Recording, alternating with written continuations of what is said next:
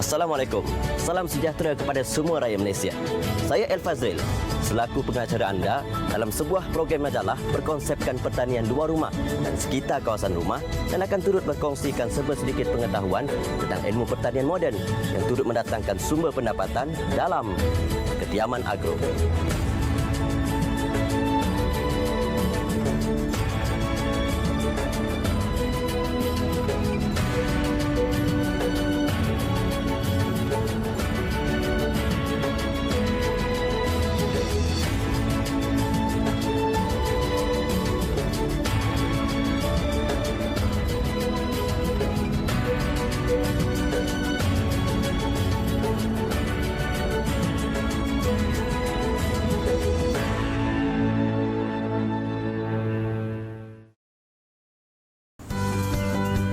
Kita sedia maklum, pertanian dan ternakan adalah satu bentuk perniagaan.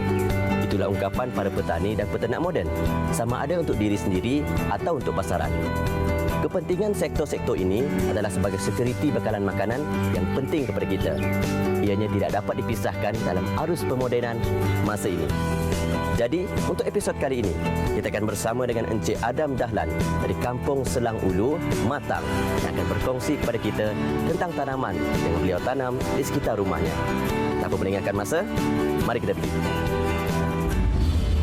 Baiklah, seperti dijanjikan, kita sekarang berada bersama dengan Encik Adam Dahlan dari Kampung Selang Ulu. 20 minit juga pemanduan daripada Bandaraya Kuching ni.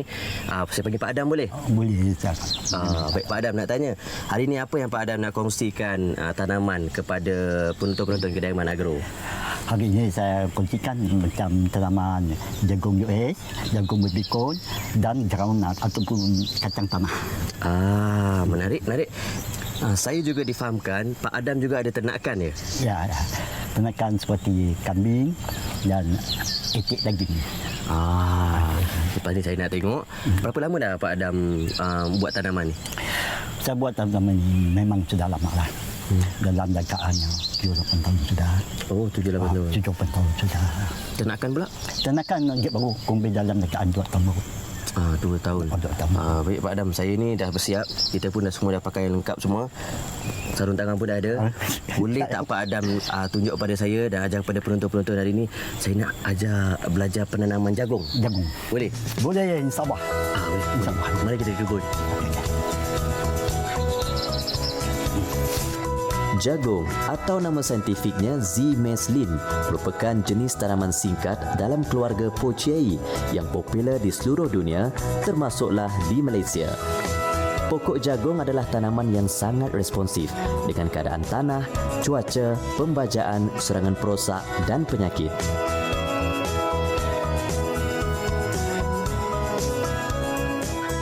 Jagung adalah tanaman semusim yang mempunyai batang menegak, mempunyai ruas-ruas dan mampu mencapai ketinggian sehingga 1 ke 3 meter.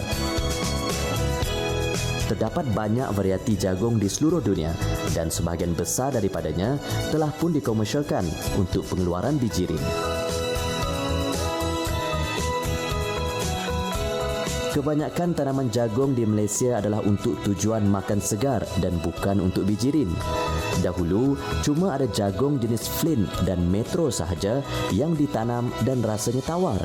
Tetapi kini, hanya variati jagung manis iaitu hybrid F1316, jagung mutiara, jagung susu, US Giant dan banyak lagi yang boleh juga dimakan begitu sahaja apabila sudah matang dan mendapat pasaran dengan baik jika dipasarkan.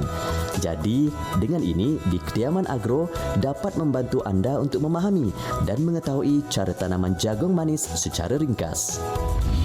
Okey Pak Adam, kita dah pun berada di kebun Pak Adam. Siapa sangka, saya ingatkan kalau jagung ni kita kena tanam dekat kebun ataupun ladang yang besar. Ini dekat tanah, dekat depan rumah Pak Adam pun kita boleh tanam jagung. Jadi ni apa yang kita ada di hadapan sekarang ni? Apa yang mula-mula sekali kalau kita nak tanam jagung ni Pak Adam? Kita ambilkan benih, kita cemarkan dulu benih ni. Lepas tu dalam masa 3 atau 4 hari dia tambah, dia tumbuh macam ni. Apabila dia macam ni, barulah ini benihnya. Benihnya. Barulah kita tanam di tanah. Jadi dah ada tumbuh tulang macam ni. Ada tulang ni baru kita tanam. Jadi nak semai ke tu semai di mana? Di sini saja. Saya biasanya semai. Ini kain basah saya basuh dulu, saya basahkan dulu yang punya biji dan saya letakkan dalam ni, ambil kain kita simpan di atas supaya dia sejuk. Ada masa 3 atau 4 hari dia akan tumbuh. 3-4 hari saja. Gunakan kain basah. Kain basah. Okey, kemudian mula sekali apa yang perlu kita buat? Apabila dia tumbuh benih, kita boleh tanam di tempat kawasan yang kita nak dia tanam. Okey. Mari kita mulakan.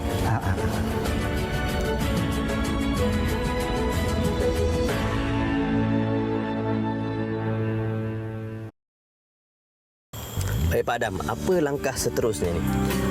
Langkah seterusnya apabila semai itu dah tumbuh, kita tanamkan di kawasan yang ditetapkan, yang khas untuk kita tanam jagung.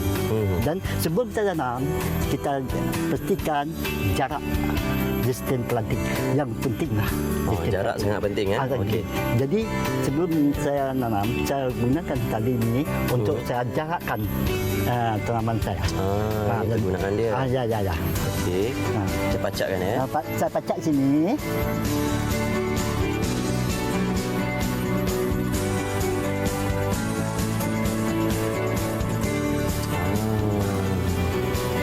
Ini untuk tetapkan jaraknya ni ya. Jarak. Dia tali sepanjang ni, dia tanya jarak tu ada saya buatkan buku yang dalam jangkaan 18 inci ataupun sekaki setengah. Jarak ni Pak Adam simpulkan buku ni untuk tandakan jarak. Tandakan jarak dia. Lepas tu kita dari buku ni kita tanam. Kita ambil yang sudah tumbuh ni. Semai 3-4 hari tadi ya. Yang semai 3-4 hari ni. Kita teruskan tanam.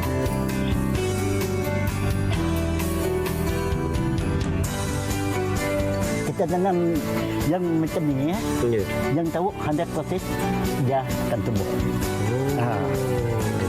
Kalau kita tanam yang belum tambah ni, kita tak tahu sama dia akan tumbuh atau tidak. Ada tidak. Lagipun kalau lama dalam tanah tu, dia akan untuk jadi apa kata itu buntu. Buntu. Dia boleh kembang lah. Kembang. Jadi tak mau tumbuh. Okey, seterusnya dia tanam di sini pula. Di sini lagi. Dia punya jarak ni. Okey, ini saya cuba Pak Adam. Boleh. Saya boleh ni Pak Adam. Ambil sikit dulu ya. Tanamkan kat kawasan ni. Ilmu ni Pak Adam. Pak Adam ni nak tanya Pak Adam lah. Pak Adam belajar penanaman jagung ni dekat mana? Daripada mana? Dulu saya ada masuk di ATC Semenggong. Dari Jabatan Pertanian. Jaga Jabatan Pertanian Batu 12 di Semenggong Dalam Serian. Tak boleh ni ya, kalau tanam ni kita ada ilmu juga. Dia mesti ya. Tak menjadi dah tanaman ni. Tak menjadi. Ini rahsia hanya dia.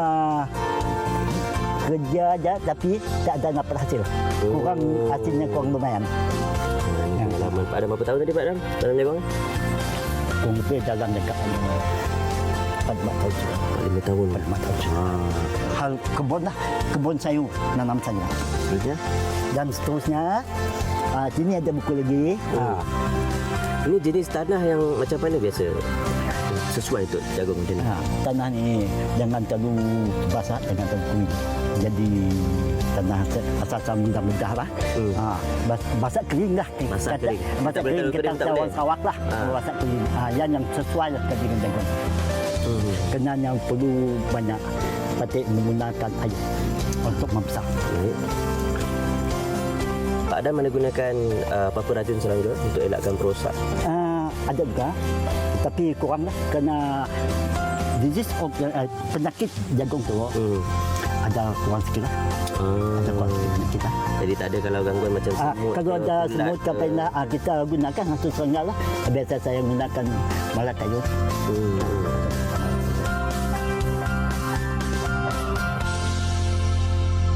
Anak-anak jagung yang sudah ditanam dan subur pencabahannya perlulah dijaga dengan rapi dengan membersihkan ladang serta mencabut rumput di atas batas dan di sekeliling anak-anak pokok jagung. Kerja ini adalah wajib bagi membolehkan pokok jagung tidak bersaing untuk mendapatkan makanan. Berhati-hati ketika mencabut rumput agar tidak mencederakan akar anak-anak pokok jagung. Inilah keadaannya benih yang kita semai dan tanam tadi. Ini dalam tempoh 2 minggu Pak Adam. Ya, 2 minggu. Ini 2 minggu dan ini 3 minggu. Yang ini 3 minggu. Yang ini 2 minggu. Jadi kalau nak jadikan dia macam sihat, membesar macam ni, apa penjagaan yang Pak Adam buat? Yang pentingnya, yang kita macam ni, kita harusnya bersihkan rumput dengan dia punya tumbuh. Dia bersih tumbuh. Kalau dia berkabut, rumput banyak tumbuh. Yang suka belalang, enggak suka. Dia potong ini, dia belalang. Dia punya getah ni habis. Belalang. Jadi kita kena hindarkan kita mesti jaga dengan rapi lah. Kebersihan. Kebersihannya sikit supaya belalang ni tak ganggu dia. Dari segi baja, saya lihat ni kalau tengok Pak Adam ni guna baja buatan sendiri ya. Buatan sikit. Organik pun. Baja organik. Baja organik. Tidak organik. Macam mana tu? Yang sisa ni, sisa baja ni saya ambil dari sekolah. Memang hutan luar lah. Sayuran-sayurannya, buah-buahannya dan simpan dengan ni. Pertama untuk baja, kedua supaya tanah ni sejuk. Itu dia tips dia.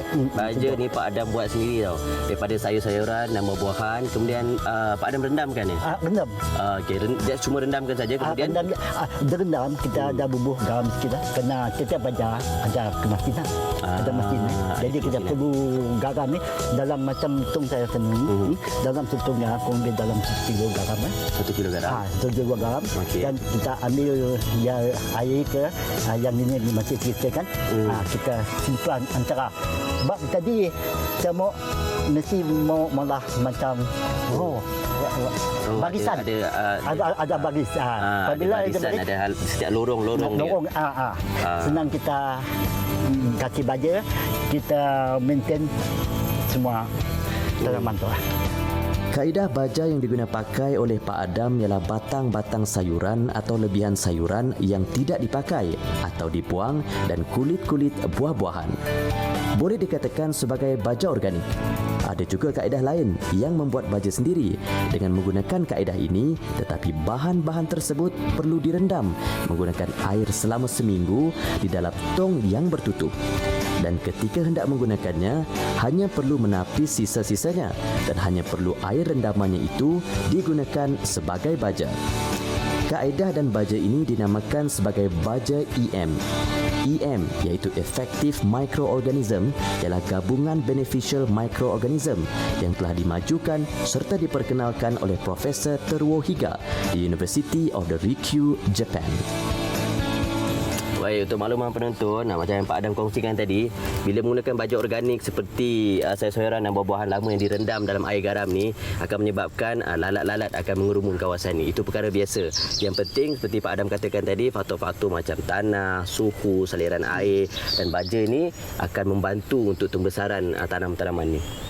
Pak Adam, kalau kita lihat daripada tanaman ni berbanding dekat sana tadi, yang dekat sini macam tumbuh lebih sihat lagi. Apa yang membezakan dua tempat ni sebenarnya? Perbezaannya daripada tanah. Tanah sana lembah. Apabila hujan lebat, dia berkandung air. Jadi itu tempat tinggi. Jadi air tak berkandung, tak bertakung antara batah ataupun bakut kita tu lah. Itu satu lagi faktor. Kalau tanah yang rendah, air hujan bila cuaca tak menentu dan sebagainya, bertakung menyebabkan tanaman tu akan terjejas dari segi pembesarannya. Ada lagi tips-tips lain Pak Adam nak memastikan tumbuh-tumbuhan kita ni macam Pak Adam buat lah. Saya lihat kalau ada setengah orang tu bila dia tanam tak berjadi, buat lagi tak menjadi. So last dia pun putus asa. Pak Adam ni saya tengok alhamdulillah lah, semua tanaman pun macam sihat-sihat. Ada tips-tips lain yang boleh Pak Adam kongsi? Keyakinan dan kerajinan kita yang macam penting, yang utama sekali. Kita tengok macam ni rumput ni kalau tak cabut kan, jadi enemies ataupun serangga akan menyerang dia. Jadi tanaman kita akan dirosakkan lah. macam ni kena buat hari-hari ni? Mesti buat hari-hari. Kita tengok kalau ada rumput-rumput, belalang-belalang yang kan, dia takut lah. Kita hari-hari ada berjalan dalam kebun kita. Yang penting kita mesti mau selesai lah. Konsisten, kena pantau tanaman. Pantau tanaman. Kita dah tengok yang 2 minggu, yang 3 minggu. Pak Adam tunjukkan pada saya pula pokok yang akan membesar di peringkat yang seterusnya. Coba.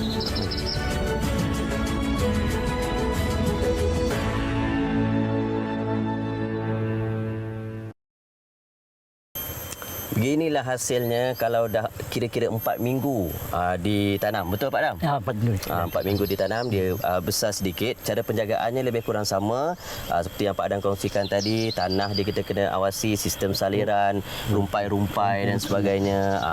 Dan ada perbezaan tak Pak Adam penjagaan berbanding yang 2-3 minggu tadi yang kita tengok dengan yang dah sebulan macam ni?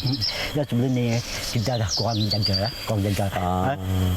Kalau dah bersih rumput, tak ada apa lagi kan, hanya kita kasih banjir aja sikit-sikit. Kurang tenaga kita hanya kawalan pemantauan kawalannya ada kurang sikit lah. Tadi mungkin dia masih kecil, jadi pemantauan yang lebih kerap. Pak Adam, kalau kita dapat tengok dekat sini, ini baja-baja yang digunakan samalah seperti tadi kan, baja organik. Ini saya dapat ada sawi, ada lobak, ada tauge yang dah lama, yang dah direndam tadi, turut digunakan untuk dijadikan baja di kawasan ni.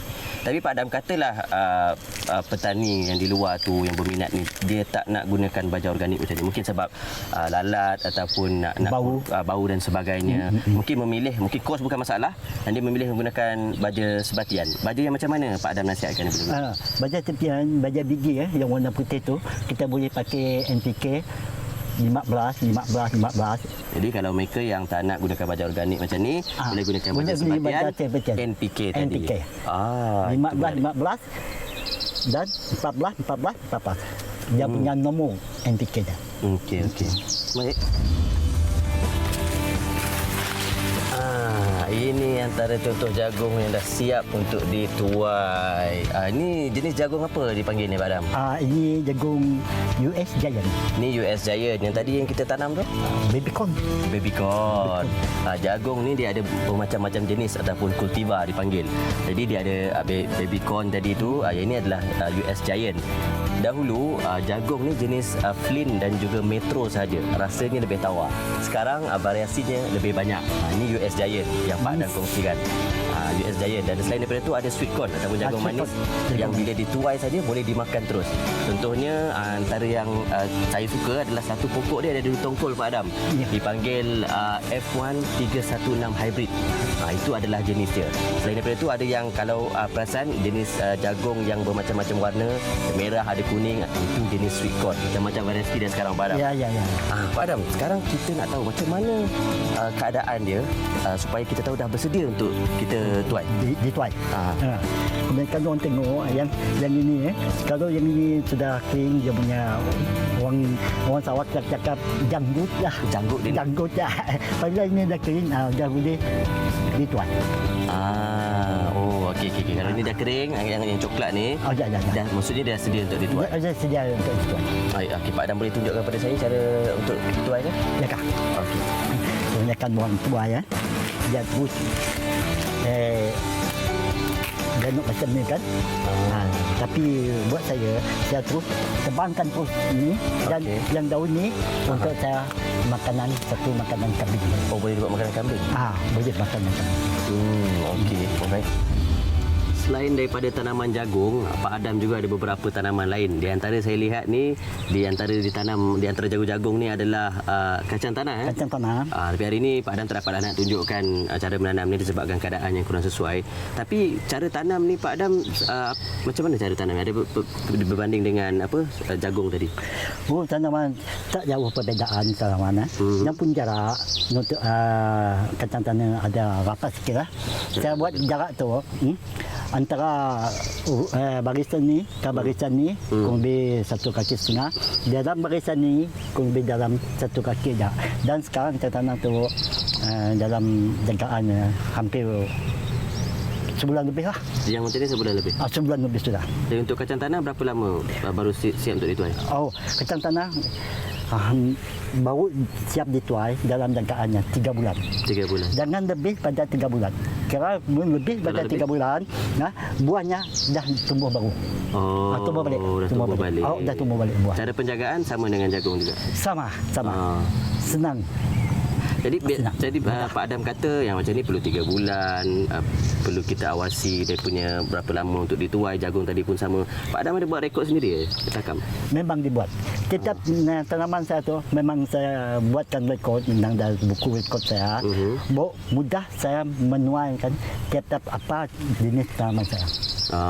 Bila tanam, tarikh bila nak Tarikh semua ada di buku rekod. Direkodkan. Selain daripada kacang tanah ni, ada tanaman lain juga Pak Adam? Selain kacang tanah ni, saya ada juga tanam cabai, kacang bendi. Pak Adam tunjuk saya. Okey. Tu banyak permintaan lah. Banyak permintaan. Ya. Ini bendi ya? Bendi saya. Bendi pun lama juga nak dituai. Mungkin seminggu lagi lah. Seminggu lagi. Ini antara tanaman sampingan Pak Adam. Dia ada cili, bendi dan tadi ada kacang tanah. Tapi macam saya katakan tadi, Pak Adam juga terlibat dalam ternakan kecil-kecilan. Kita tengok di belakang.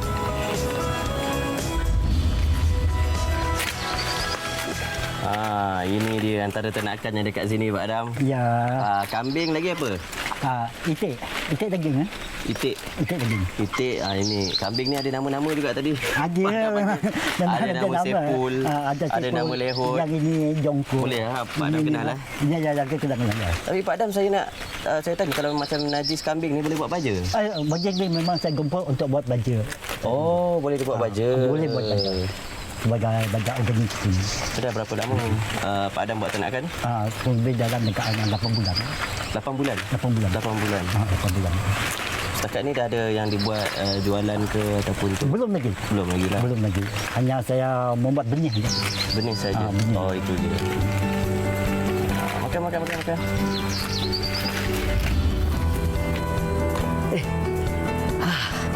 Begitulah tadi dapat kita belajar dan faham tentang pertanian yang dikongsi oleh Pak Adam. Semoga kita semua dapat memanfaatkannya.